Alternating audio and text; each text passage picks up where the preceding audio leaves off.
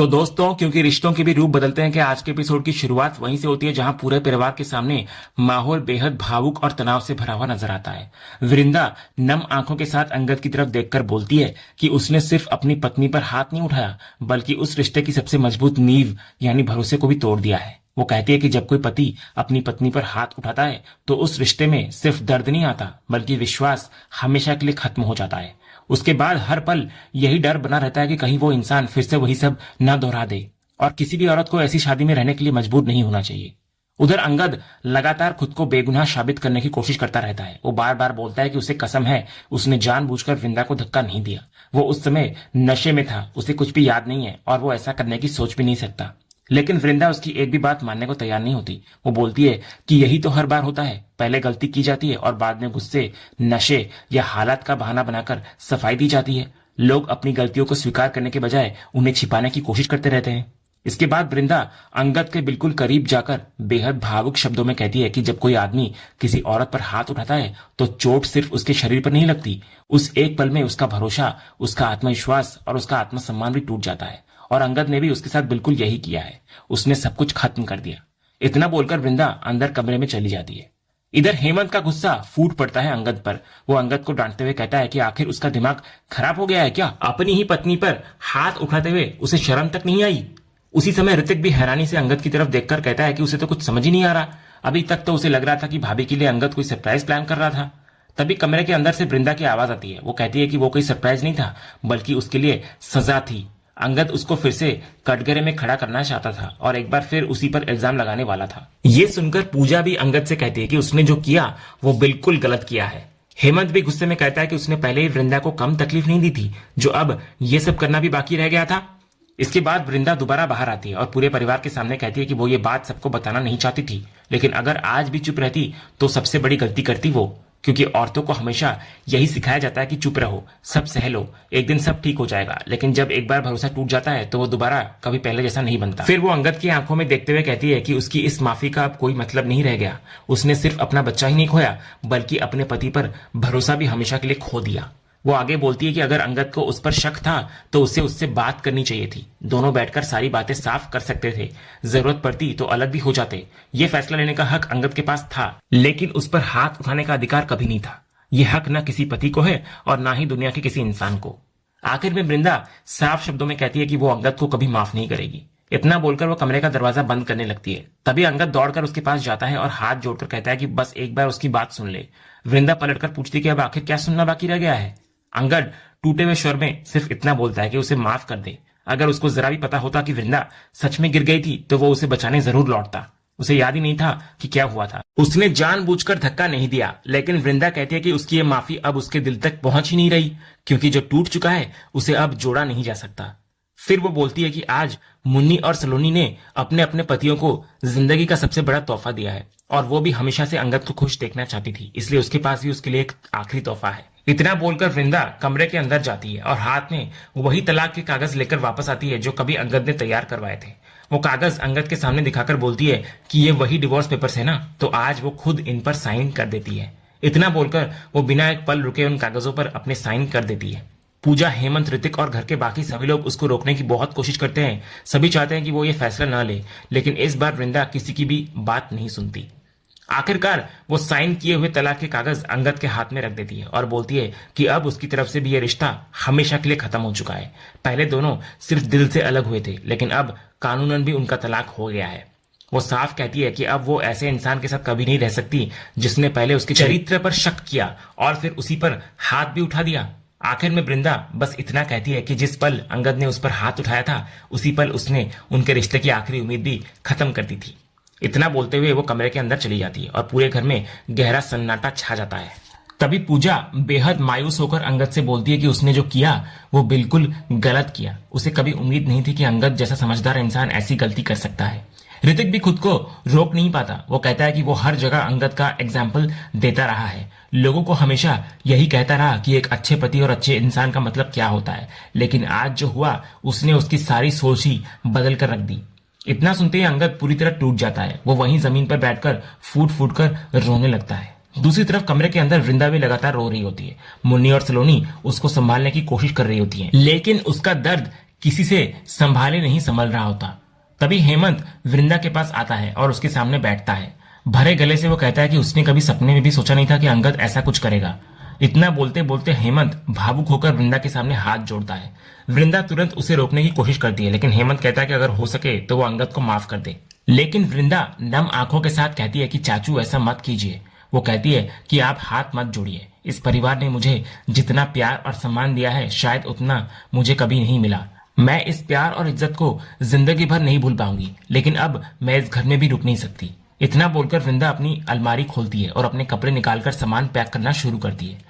पूजा उसको रोकने की कोशिश करती है, लेकिन वृंदा साफ कहती है कि अब यहाँ रुकना उसके लिए संभव नहीं है। वो पहले ही अपने आत्मसम्मान को दबाकर सिर्फ इस उम्मीद में रुकी थी कि एक दिन सारी गलतफहमियां दूर हो जाएंगी और सब पहले जैसा हो जाएगा, लेकिन अब अगर उसे अपने आत्मसम्मान को भी खत्म करना पड़े तो वो अपने साथ सबसे बड़ा अन्याय करेगी। वो बोलती है कि वो पहले ही अपनी नजरों में बहुत गिर चुकी है, तो अब और नहीं गिर सकती। इसके बाद सलोनी, मुन्नी और घर के बाकी सभी लोग उसको रोकने की बहुत कोशिश करते हैं, लेकिन वृंदा किसी की एक भी बात नहीं मानती और लगातार अपना सामान पैक करती रहती है। आखिर में मुन्नी और सलोनी उसको अक्षय और माधवी की कसम देकर रुकने की विनती करती हैं, लेकिन वृंदा उल्टा उन्हीं दोनों को उनके बच्चों की कसम देकर कहती है कि कोई भी उसे रोकने की कोशिश ना करे। ये सुनकर मुन्नी और सलोनी बिल्कुल चुप हो जाती हैं। दोनों रोते हुए सिर्फ वृंदा के गले लग जाती हैं। तभी मुन्नी पूजा से बोलती है कि चाची आप ही कुछ कीजिए ना, शायद भाभी आपकी बात मान जाए। इसके बाद पूजा फिर से वृंदा को समझाती है। वो कहती है कि वो मानती है कि अंगद की गलती बहुत बड़ी है और शायद वो माफी के लायक भी नहीं है, लेकिन उनके इस झगड़े में उन मासूम बच्चों की क्या गलती है। वृंदा के दो बच्चे हैं, अगर वो इस तरह रिश्ता तोड़ देगी तो उन बच्चों पर इसका कितना गहरा असर पड़ेगा। इस पर वृंदा शांत लेकिन दृढ़ आवाज में कहती है कि बच्चों को औरतों की इज्जत करना सीखना भी जरूरी है। वो नहीं चाहती कि माधवी के सामने ऐसा उदाहरण जाए कि एक औरत सब कुछ सहकर भी उसी रिश्ते में बनी रहे। पूजा बोलती है कि वो उसकी बात समझती है, लेकिन उसने हमेशा वृंदा की आंखों में अंगद के लिए सच्चा प्यार देखा है। वृंदा बिना झिझक कहती है कि वो आज भी अंगद से प्यार करती है। जब उसने उस पर शक किया था तब भी करती थी, आज भी करती है और शायद हमेशा करती रहेगी। लेकिन जब प्यार की कीमत आत्मसम्मान बन जाए तब उस प्यार का कोई मतलब नहीं रह जाता। वह ना प्यार बचता है, ना सम्मान और ना ही रिश्ता। वो सिर्फ प्यार के लिए अपना आत्मसम्मान कभी नहीं छोड़ सकती। फिर वो पूजा से उल्टा पूछती है कि अगर आज उनकी जगह वो होती तो वो क्या करती? क्या वो भी सब कुछ भूलकर उसी घर में रुक जाती? आखिर वो भी तो एक औरत है ना। ये सवाल सुनकर पूजा कुछ पल के लिए बिल्कुल खामोश नजर आती है। उसके पास कोई जवाब नहीं होता, लेकिन कुछ देर बाद वो सिर्फ इतना कहती है कि इस समय वो सिर्फ एक माँ है, वृंदा की भी और अंगद की भी। वो अपने परिवार को इस तरह टूटते हुए नहीं देख सकती। आखिर में वो ठाकुर जी से वृंदा की रक्षा करने की प्रार्थना करती है और वहां से चली जाती है। उधर अंगद भी पूरी तरह टूटा हुआ नजर आता है और वहां से निकल जाता है। इसी बीच सलोनी और मुन्नी कुछ देर बाद अपने अपने बच्चों को लेकर वृंदा के पास आती हैं। सलोनी वृंदा के बेटे को उसकी गोद में देते हुए कहती है कि वो कब से रो रही है और शायद इसी वजह से ये भी लगातार रो रहा है। फिर मुन्नी अपनी बेटी को भी वृंदा की गोद में देती है और नम आंखों से पूछती है कि क्या वो सच में उन्हें छोड़कर चली जाएगी। तभी सलोनी भावुक होकर बोलती है कि आखिर वो अपने ही बच्चे को उसकी माँ से कैसे दूर कर सकती है। तो वृंदा इस पर कहती है कि वो अपने बच्चे को उसकी माँ से कहां दूर कर रही है, उसकी माँ तो सलोनी ही है ना। उसे पूरा भरोसा है कि सलोनी उसे इतना प्यार देगी कि उसे कभी एहसास भी नहीं होगा कि उसकी जन्म देने वाली माँ कोई और थी। सलोनी तुरंत मना करती है और कहती है कि वो ऐसा कभी कर नहीं सकती, लेकिन वृंदा उसको समझाती है कि यह बच्चा उसी के नाम से बड़ा होगा और दुनिया उसे उसी की पहचान से जानेगी। फिर वृंदा बोलती है कि उसके पास तो पहले से अक्षय और माधवी हैं। फिर वो बोलती है कि सिर्फ जन्म देने वाली औरत ही माँ नहीं होती, असली माँ वो होती है जो बच्चे को पालती है, उसको संस्कार देती है, प्यार देती है और अपना पूरा जीवन उसके नाम कर देती है। उसे पूरा भरोसा है कि सलोनी उसके बेटे की परवरिश उससे भी बेहतर करेगी। ये सुनकर सलोनी रोते हुए कहती है कि वो कभी भी वृंदा से बेहतर माँ नहीं बन सकती। इसके बाद मुन्नी आखिरी बार हाथ जोड़कर कहती है कि प्लीज भाभी, बस एक आखिरी कोशिश कर लीजिए। लेकिन वृंदा कहती है कि मुन्नी उसकी छोटी बहन जैसी है, इसलिए वो उसे मजबूर ना करे। वो सब कुछ जानती है फिर भी उसे रोक रही है, लेकिन अब उसका यहाँ रुकना संभव नहीं है।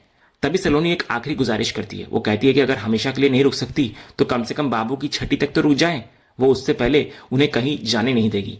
मुन्नी भी यही कहती है कि बस छठी तक रुक जाइए, उस दिन बच्चे की पूजा है, कम से कम बच्चे के लिए इतना तो कर लीजिए। तो आखिरकार वृंदा मान जाती है। वो कहती है कि ठीक है, वो छठी तक यहीं पर रुकेगी, लेकिन अब वो इस कमरे में नहीं रहेगी।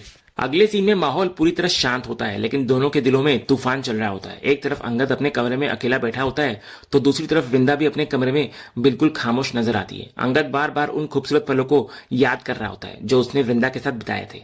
उसकी मुस्कान, उसका साथ और उनका खुशहाल परिवार, सब कुछ उसकी आंखों के सामने घूमने लगता है। उधर वृंदा भी चाहकर अंगद की यादों में से खुद को अलग नहीं कर पाती। उसके साथ बिताए हुए हर छोटे बड़े पल उसके सामने आते हैं, लेकिन अगले ही पल उसकी आंखों के सामने वही दर्दनाक मंजर आ जाता है जब वो गिर गई थी और अंगद बिना एक बार भी पीछे मुड़े वहां से चला गया था।